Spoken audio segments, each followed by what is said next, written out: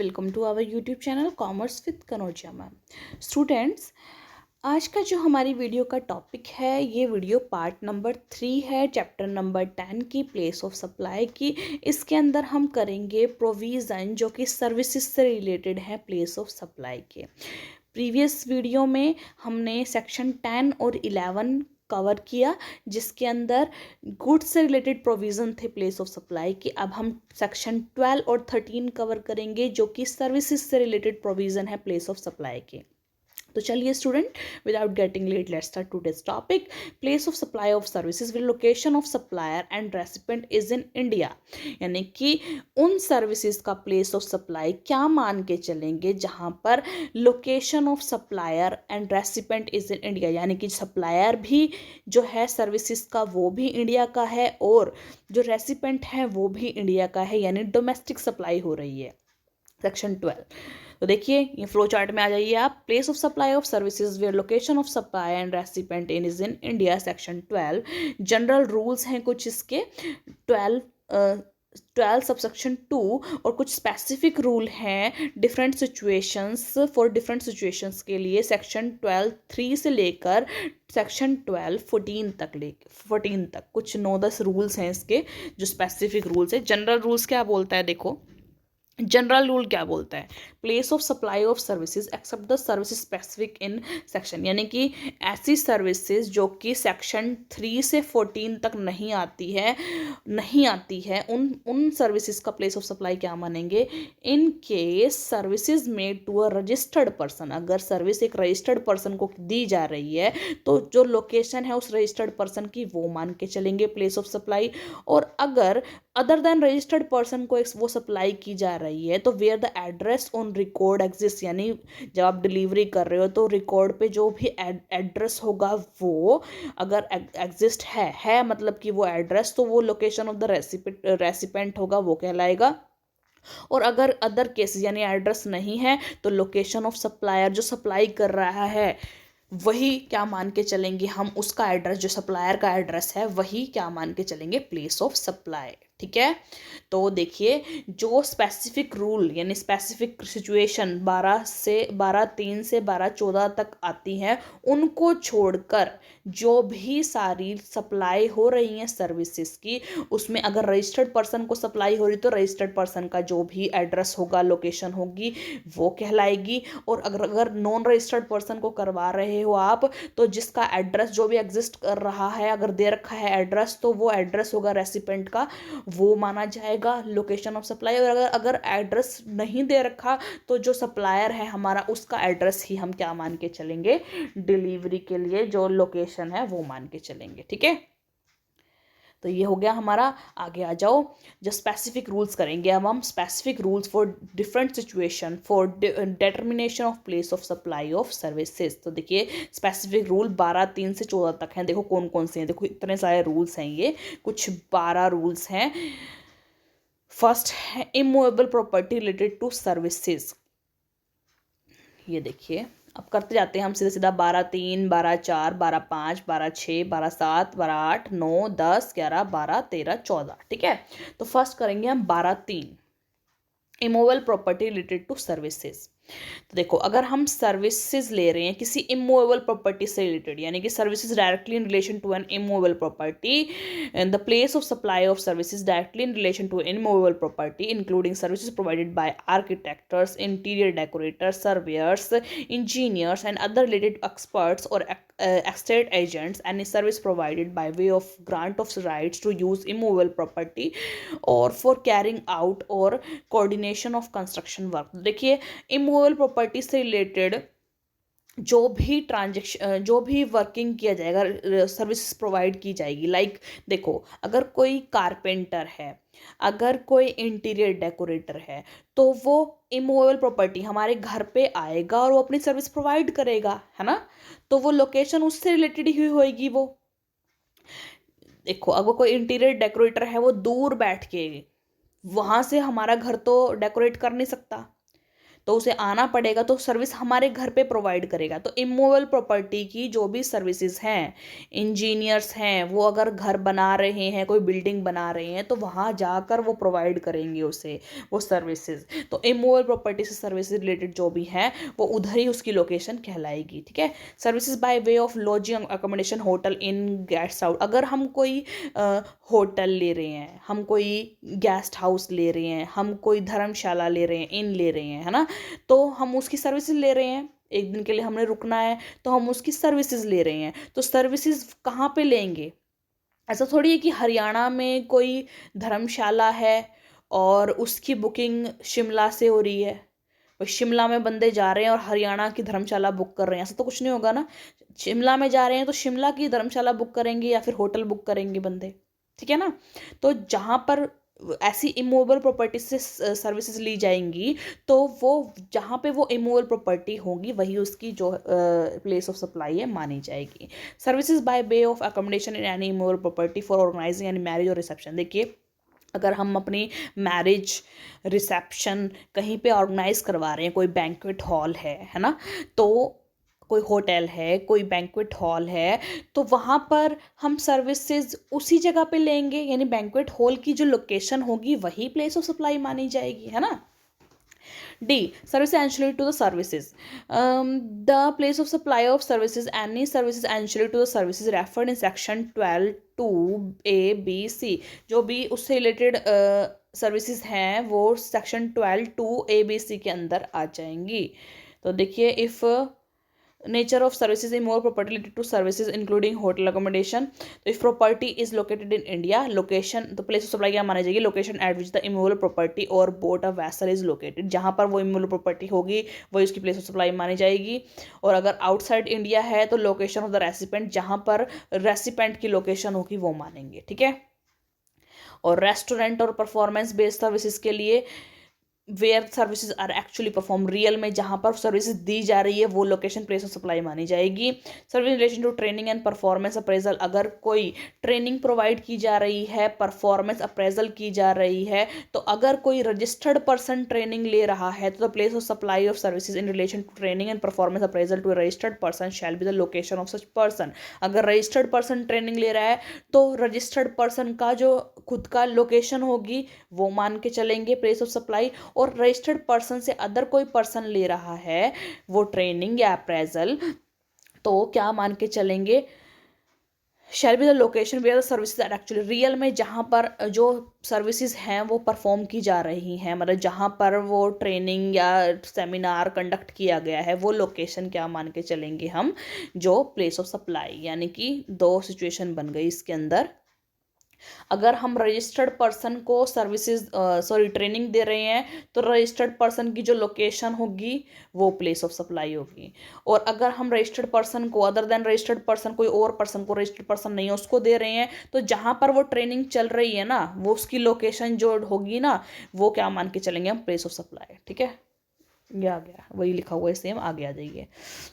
Services provided by वे हो 12(6) आ गया। ठीक है।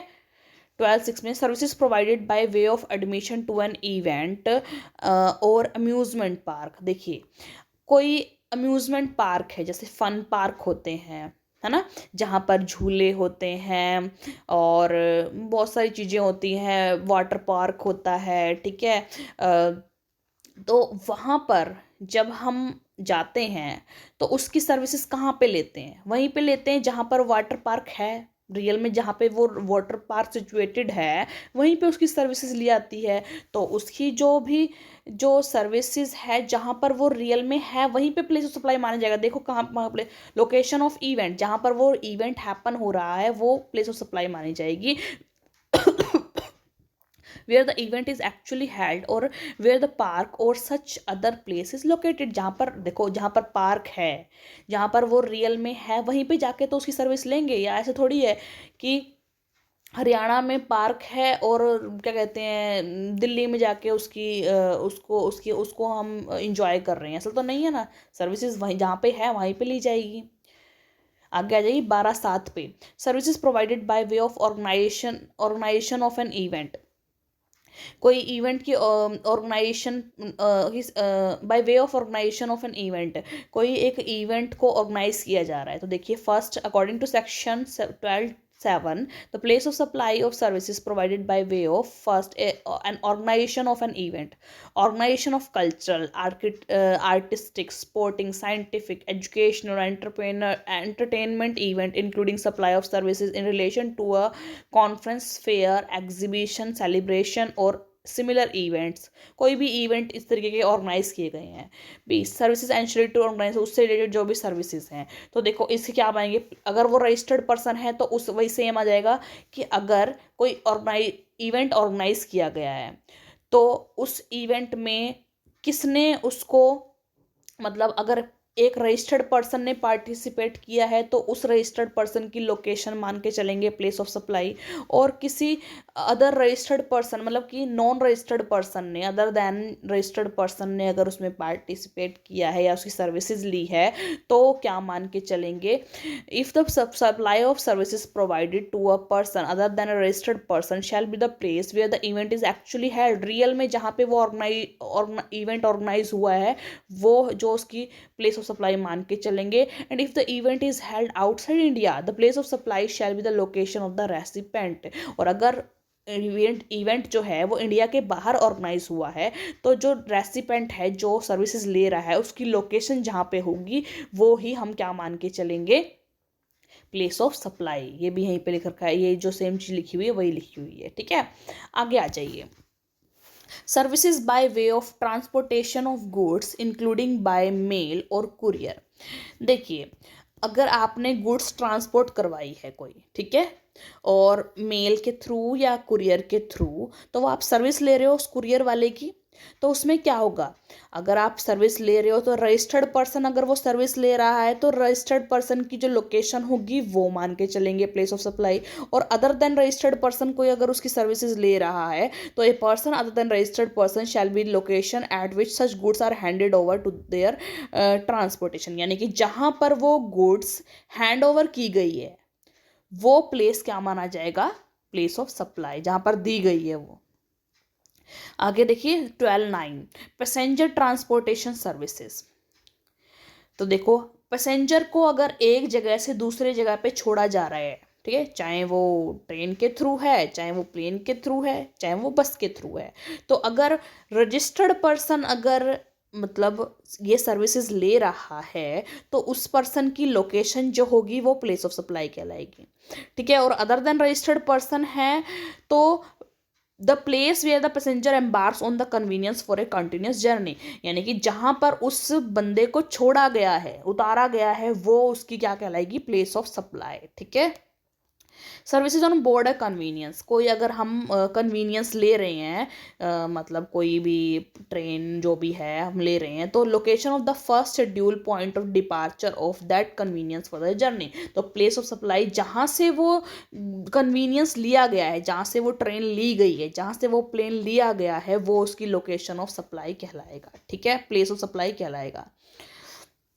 टेलीकम्युनिकेशन सर्विसेज, देखिए telecommunication according to section 12(11) the place of supply of telecommunication services including data transfer, broadcasting, cable and direct to home television services to any person. First है services by way of fixed telecommunication line.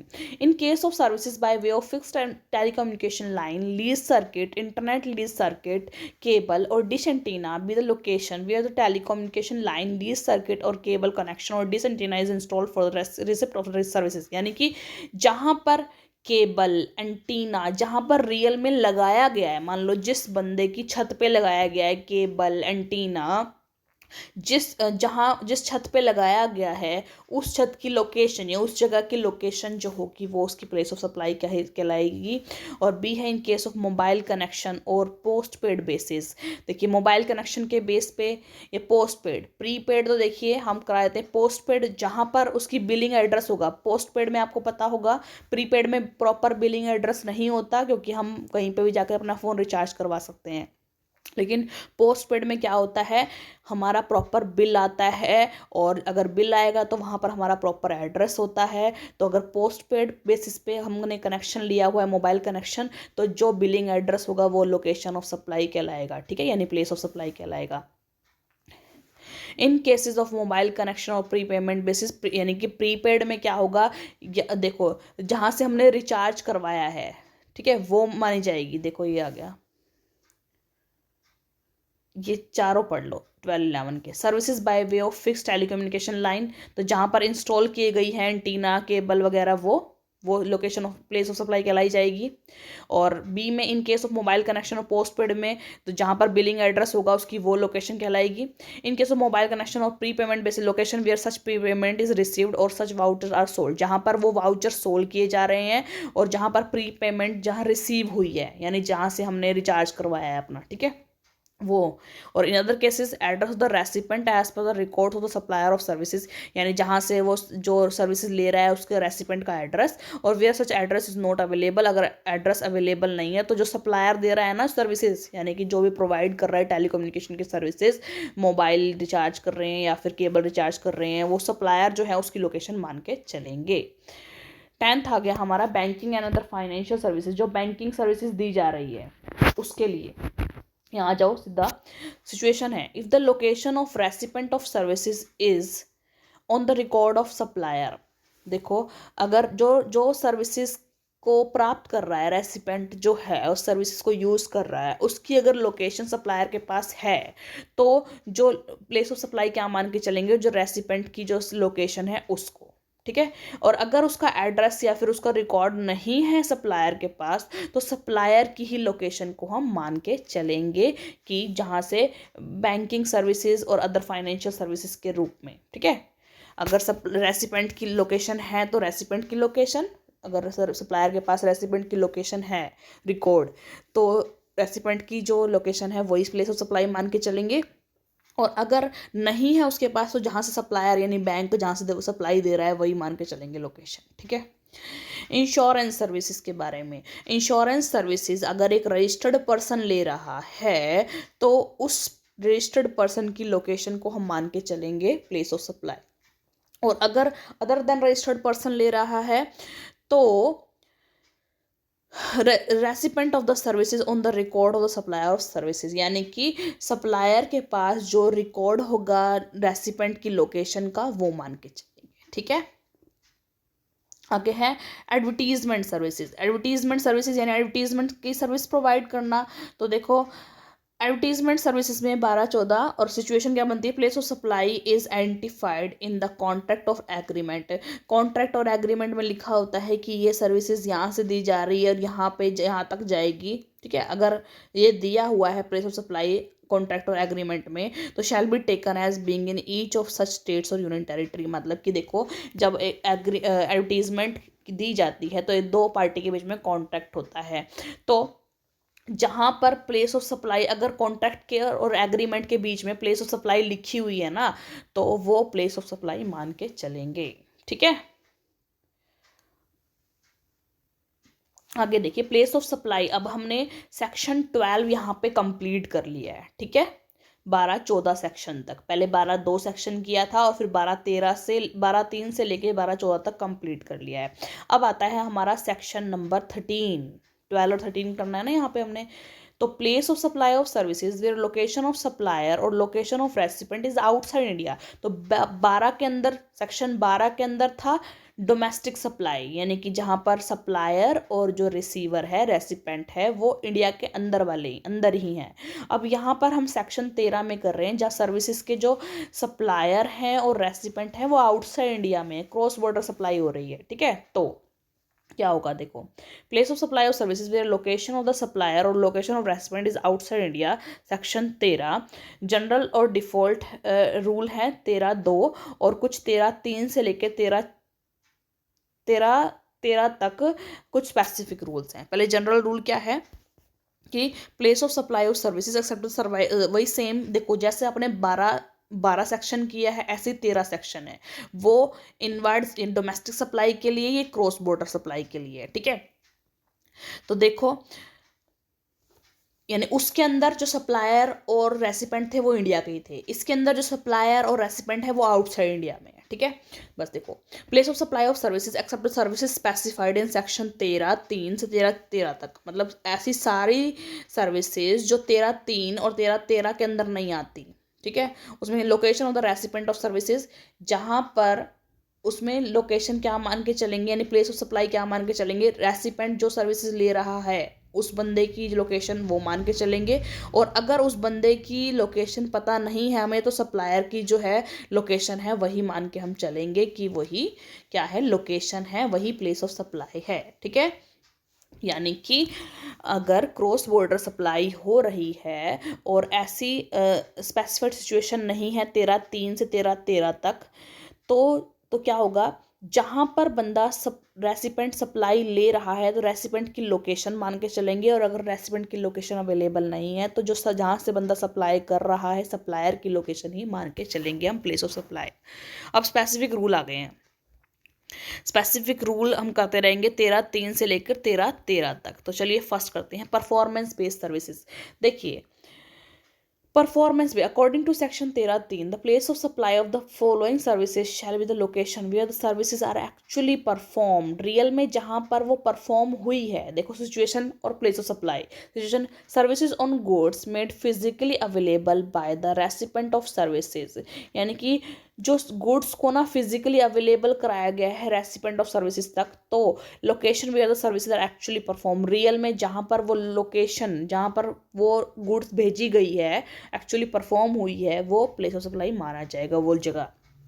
Service are provided from a remote location by way of electronic means, एक दूर की location से अगर electronic means के through आपने वो services provide की है तो location where goods are situated at the time of supply of services की, तो वो लोकेशन मान के चलेंगे जहाँ पर गुड्स हैं टाइम ऑफ सप्लाई के टाइम पे। ठीक है, goods which are temporarily imported into India, उसमें कोई प्लेस ऑफ सप्लाई नहीं है।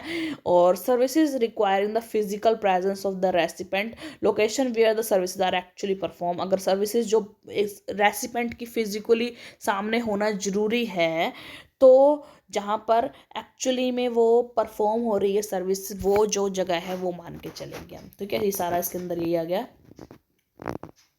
आगे आ जाओ 13(4) services supplied directly in relation to an immovable property, अगर सर्विसेज इमोवेबल प्रॉपर्टी से रिलेटेड है, यानी कि वही देखिए कोई अगर हम कोई गेस्ट हाउस ले रहे हैं तो वैसा, तो जहाँ पर वो इमोवेबल प्रॉपर्टी है वहाँ पर उसकी लोकेशन मानी जाएगी। सीधा ये आप याद करते जाइएगा बस ये कि नेचर ऑफ सप्लाई क्या है, services supply directly in relation to immovable property, अगर कोई इमूवेबल प्रॉपर्टी से रिलेटेड अगर हम कोई सर्विसेज ले रहे हैं, मान लो फॉरेन में जाकर हम कोई होटल ले रहे हैं तो उसकी जो लोकेशन है या प्लेस ऑफ सप्लाई है जहाँ पर वो इमूवेबल प्रॉपर्टी है, जहाँ पर वो होटल है, वही लोकेशन उसकी प्लेस ऑफ सप्लाई मानी जाएगी। ठीक है, services supplied by way of admission to और ऑर्गेनाइजेशन ऑफ एन इवेंट, वही ऑर्गेनाइजेशन ऑफ इवेंट, यहाँ पर रियल में जो इवेंट हैपन हो रहा है, रियल में इवेंट जहाँ घट रहा है वो लोकेशन क्या मानी जाएगी, प्लेस ऑफ सप्लाई। ठीक है, services refer to section 13(3), 13(4), 13(5) supplied as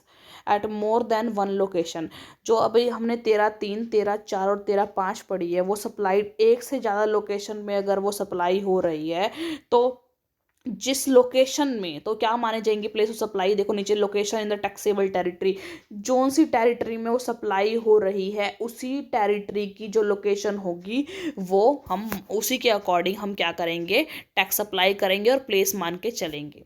service refer to in section 13(3), 4 और 5 सप्लाइड देन वन स्टेट और यूनियन टेरिटरी, कोई वन स्टेट और यूनियन टेरिटरी में, मतलब कि वन और मोर देन वन लोकेशन था ना, या एक स्टेट और एक यूनियन टेरिटरी का आ गया, तो आगे इसकी प्लेस ऑफ सप्लाई क्या माने चलेंगे, it's place of supply shall be each such state in proportion to the value of services provided in each state. मतलब देखो अगर एक स्टेट और यूनियन टेरिटरी के अंदर तो जितनी स्टेट के अंदर वो आ रही है उसके अकॉर्डिंग यहाँ पे हम प्लेस ऑफ सप्लाई मान के चलेंगे, और अगर यूनियन टेरिटरी में आ रही है तो उसके अकॉर्डिंग हम क्या मान के चलेंगे, उसकी लोकेशन। अगर कोई banking financial institution NBFC intermediate services ली है तो देखो, तो location of the supplier of the services, जो भी सप्लायर कर रहा है, यानी कि जहाँ पर वो बैंक होगा, जहाँ पर फाइनेंशियल इंस्टीट्यूशन होंगे ना, जहाँ से वो सर्विसेज दे रहे हैं, उनकी खुद की जो लोकेशन होगी सप्लायर की, वही मान के चलेंगे हम क्या, लोकेशन ऑफ द सर्विसेज या फिर प्लेस ऑफ सप्लाई।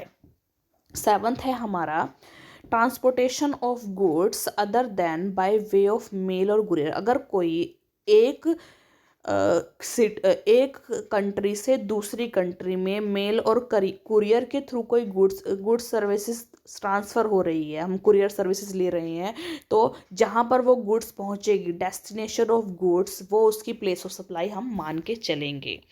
आगे देखिए, पैसेंजर ट्रांसपोर्टेशन सर्विस। अगर हम एक कंट्री से दूसरी कंट्री में जा रहे हैं, मतलब खुद पैसेंजर को ट्रांसपोर्ट कर रहे हैं, मतलब एक बंदा एक कंट्री से दूसरी कंट्री में जा रहा है, तो उसकी प्लेस ऑफ सप्लाई कहाँ मानेंगे, जहाँ पर वो अपनी जर्नी को एम्बार्क करता है, जहाँ पर वो उतरता है, जहाँ पर वो लैंड करता है, वो क्या मान के चलेंगे हम, वो डेस्टिनेशन मान के चलेंगे, वो प्लेस ऑफ सप्लाई मान के चलेंगे। ठीक है।